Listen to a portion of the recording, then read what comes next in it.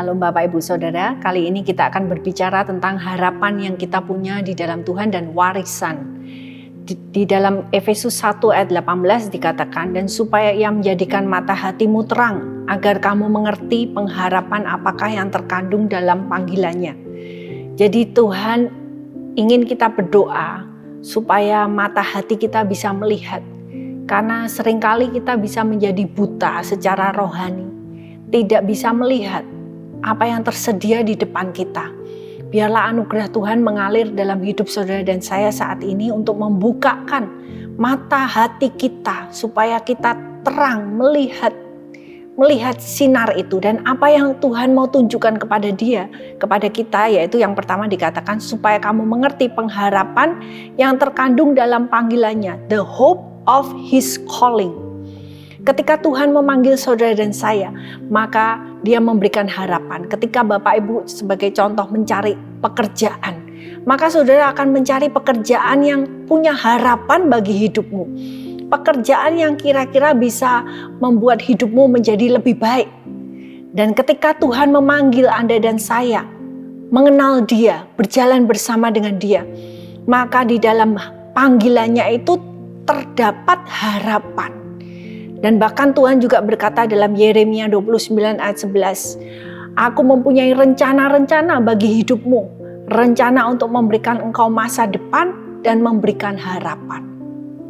Nah, harapan apa yang Tuhan berikan kepada saudara dan saya? Mungkin seringkali kita berpikir, oh ya, aku berharap untuk bisa mendapatkan berkat-berkat dari Tuhan. Aku bisa mendapatkan jalan keluar dari masalahku. Tapi harapan yang paling besar yang Tuhan bisa berikan kepada saudara yaitu Christ in you. Yaitu pribadi Yesus sendiri yang berada di dalam kita.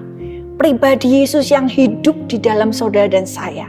Dan ketika engkau mendapatkan pribadi ini, maka itu merupakan jawaban bagi setiap masalah yang engkau alami.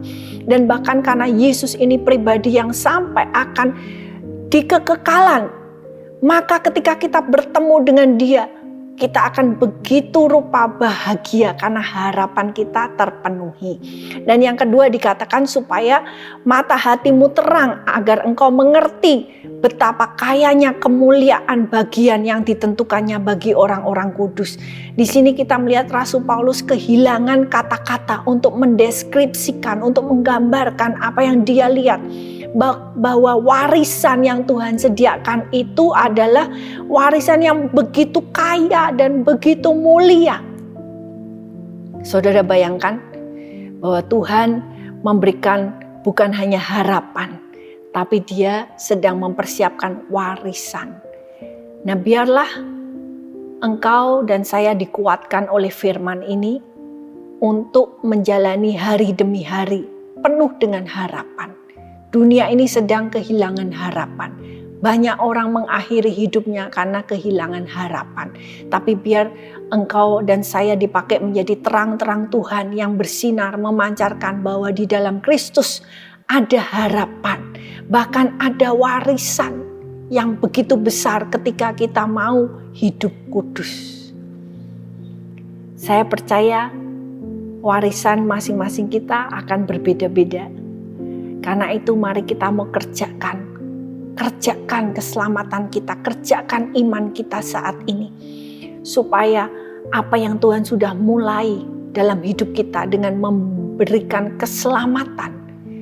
Sekarang kita akan mengerjakan keselamatan itu supaya pada akhirnya warisan itu betul-betul menjadi milik saudara dan saya. Luar biasa rencananya, luar biasa kasihnya, dan luar biasa kuasanya yang akan menolong Anda untuk berjalan sampai pada akhirnya menerima semua janji-janji Tuhan. Tuhan memberkati.